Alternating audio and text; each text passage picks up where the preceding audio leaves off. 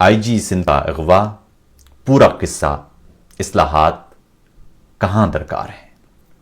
آئی جی سندھ کے اغوا اور تحقیر کا واقعہ اب تک آپ کے سامنے آ چکا ہوگا، اور اس پر ابہام کی خاک ڈالنے والے اور ایک بار پھر اگر مگر چونکے چنانچے کے ذریعے لوگوں کو گمراہ کرنے والے بھی کل شام سے جتے ہوئے ہیں۔ واٹس ایپ پر میسیجز بھیجے جا رہے ہیں، مختلف مقامات پر جا کر پوسٹ کے نیچے کمنٹس لکھے جا رہے ہیں، بتایا جا رہا ہے کہ یوں نہیں ہے، یوں ہے، اصل میں تو یوں ہو گیا ہوگا۔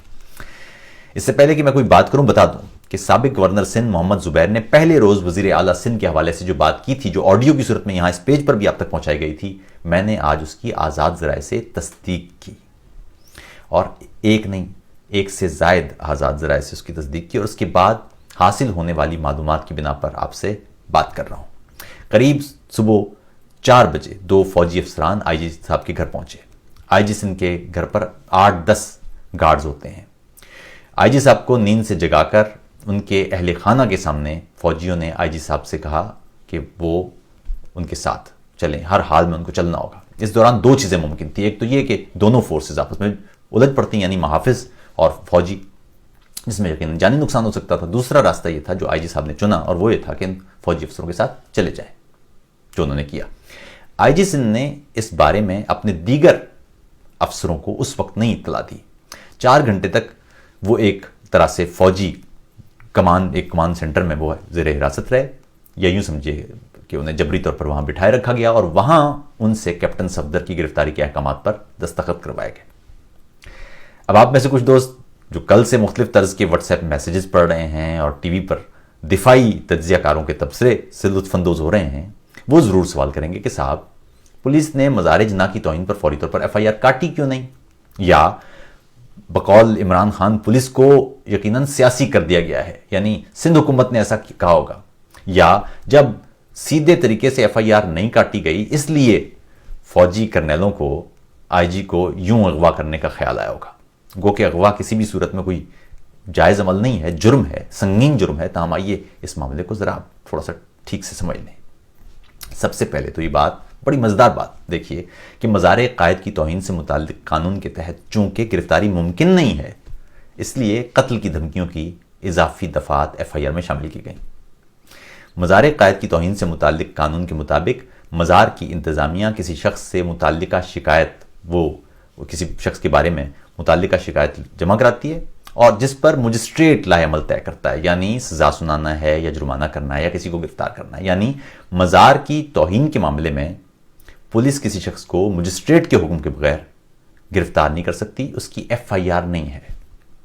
ایسے میں ایک شخص جس کے بارے میں معلوم ہوا ہے کہ وہ خود اشتہاری ہے، اور جس کے موبائل فون ٹریکنگ سے معلوم ہوا ہے کہ وہ وہاں موجود بھی نہیں تھا، اس کی شکایت پر نہ صرف مزار قائد کی توہین کی ایف آئی آر کاٹی گئی، بلکہ اس میں قتل کی دھمکیوں جیسی اضافی دفعات لگائی گئیں تاکہ کیپٹن صفدر کو گرفتار کیا جا سکے۔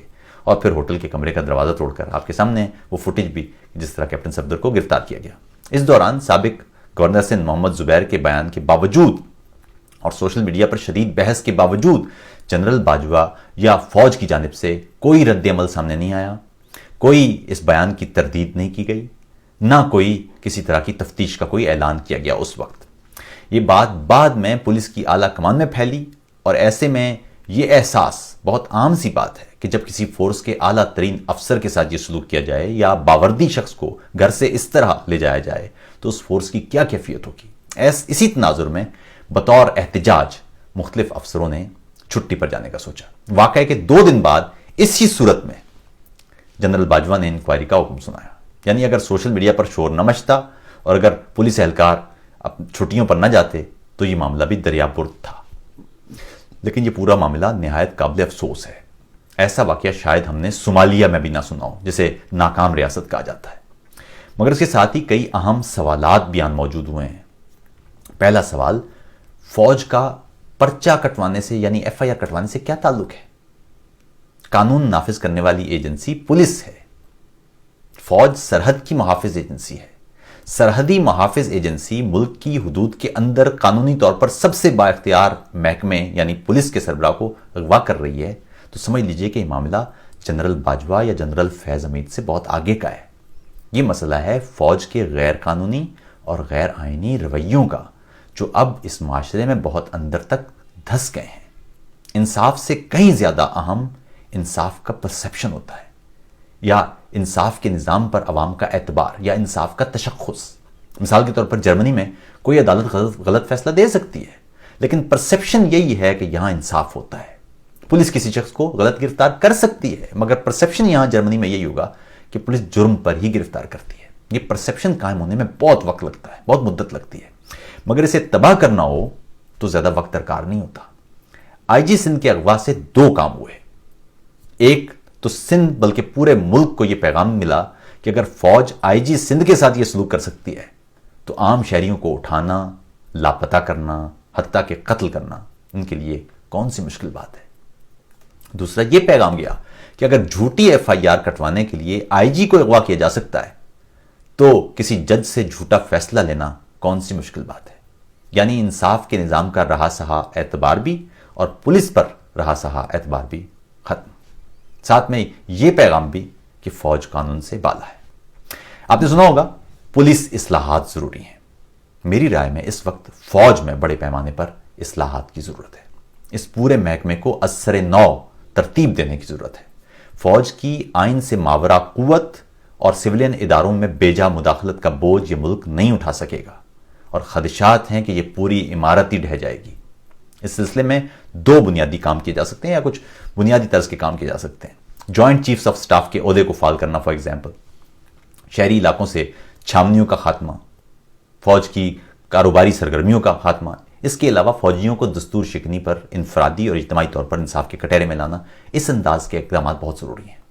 فوج اگر کبھی کسی صحافی کو اغوا کرتے نظر آئے یا کبھی کسی بلاگر کو غائب کریں، کبھی کیبل آپریٹرز کو دھمکیاں دیں، کبھی ججوں کے کمرے سے برآمد ہوں، کبھی نیب عدالتوں میں نظر آئیں، کبھی ویڈیو وائرل کرتے ملیں، کبھی سیاستدانوں کی گفتگو ٹیپ کریں، کبھی جے آئی ٹی کی تصویریں لیک کر دیں، کبھی گلگت بلتستان کے مستقبل پر حکمت عملی وضع کرتے ہوئے نظر آئیں، کبھی انتخابات کرواتے ہوئے نظر آئیں، کبھی الیکشن کمیشن کو احکامات جاری کرتے دکھائی دیں، اور کبھی پولیس افسروں کو صبح 4 بجے گھر سے اٹھا کر دستاویزات پر دستخط کروائیں، تو سمجھ لیجئے کہ مسئلہ فقط جنرل باجوہ یا کسی ایک فرد کا یا ایک افسر کا نہیں ہے، بلکہ اب فوج کا پورا محکمہ پوری طرح سے دوسرے کاموں میں لگ گیا ہے جو دستوری طور پر اسے نہیں دیے گئے.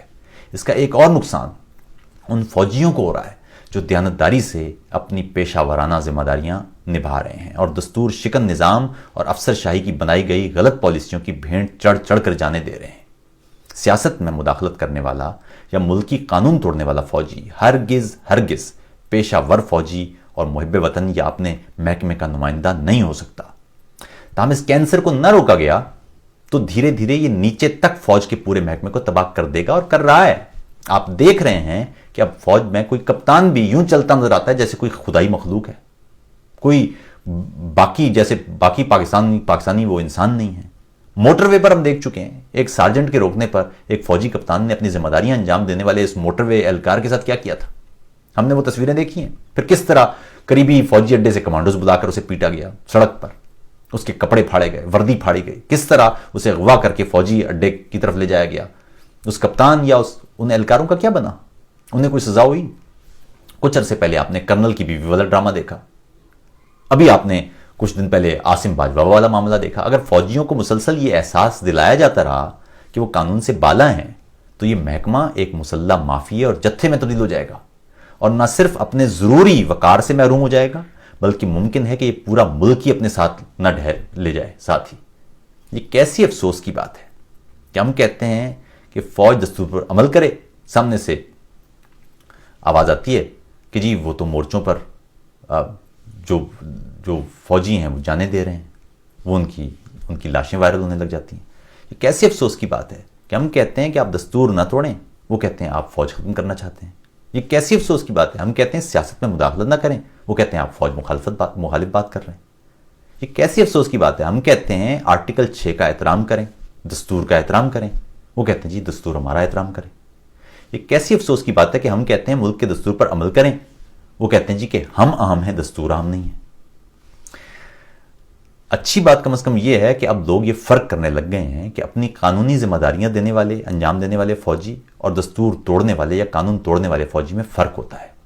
اچھی بات یہ بھی ہے کہ کم از کم اب عام لوگ یہ بات سمجھنے لگے ہیں کہ دستور پر عمل کرنے سے محکمے اور ادارے مضبوط ہوتے ہیں. دستور کو کمزور کرنے اور توڑنے سے محکمے خود بھی کمزور ہوتے ہیں اور ملک بھی۔